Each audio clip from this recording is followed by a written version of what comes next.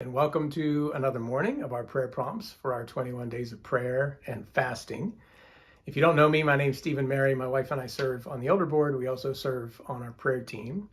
I've got two things for you this morning. I do want to share a prayer prompt with you, but before I do, just some logistics about tonight. As we go through 21 days of prayer and fasting, on some Friday nights, we have a worship night.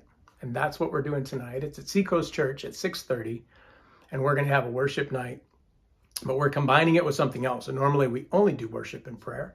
Tonight, we're going to have the worship still and the prayer time for about 45 minutes.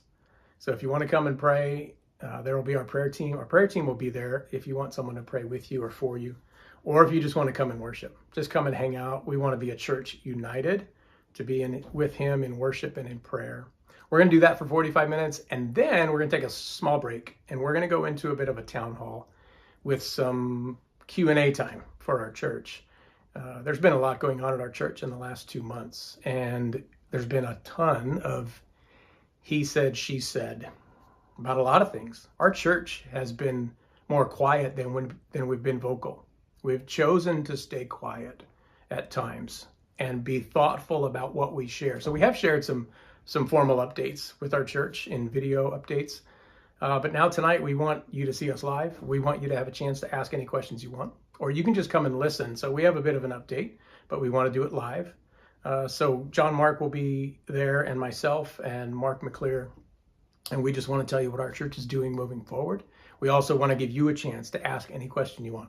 So if you want to come for the prayer and worship part, you can. If you want to stick around for the town hall, you can. Or if you want to just come for the town hall, you can do that too. So those are the logistics tonight. Starts at 6:30, and there is childcare available. So we hope to see you there tonight. So, okay, I'll share my prayer prompt with you today. Recently in my own study time, I came across a phrase that has stuck with me, and I've been journaling about it and been praying about it for a long time. And that phrase has two parts to it. I'll give you the first part. And the first part is, God's peace doesn't come when all the storms are absent from our life. And I find myself chasing that part where I can be past the storm. I'm through the storm's over, or I made it through and it wasn't that bad. I find myself trying to get past it or around it or avoiding it. And when I do, when there's no more worry and there's no more anxiety and there's no more fear about anything and everything's good in my life, then I'll have peace. And I don't think it works that way. I think that's a lie. If we're chasing that, if you do that at all, if you're trying to get through a certain thing so that you can get to a peaceful place, I don't think that's the way it happens. I'll give you the whole phrase. So the whole phrase is, God's peace doesn't come when the storms are absent from our life. God's peace comes when we're in God's presence. And I really needed to hear that day that I heard it. God's peace comes in God's presence. I needed to be reminded that no storm interferes with God's peace. There's nothing that can get between you and God's peace when you need it. I was in a place, well, I'll tell you this first. So someone else said to me one time when I was going through a storm of my own, he said, Stephen, sometimes God won't stop the storm. And I didn't want to hear that. That's the part of what he had to say that I didn't want to hear. He said, sometimes God won't stop the storm, but he'll always be with you all the way through it. And that's the part I needed to hear. So some of you know me intimately. You know my story, and you know what's been going on in my life. And some of you don't. And about 18 months ago, I had the darkest, worst storm that I could ever go through.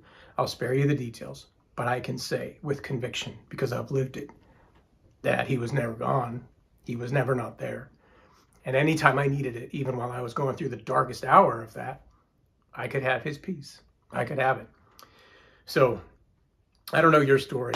I don't know where you are. You could be riding a wave right now and everything's great. Money's great, kids are great, job's great, everything's perfect, you're getting a ton of sleep. It's like you're on vacation and you're still living your life. Maybe you're there and maybe you're not. Maybe storms are around you somehow. You're going through your own, or maybe you just came through one and you're just whipped. You're tired because of the storm you've gone through, or you see it on the horizon and you know a storm's coming. So wherever you are in your story, don't wait.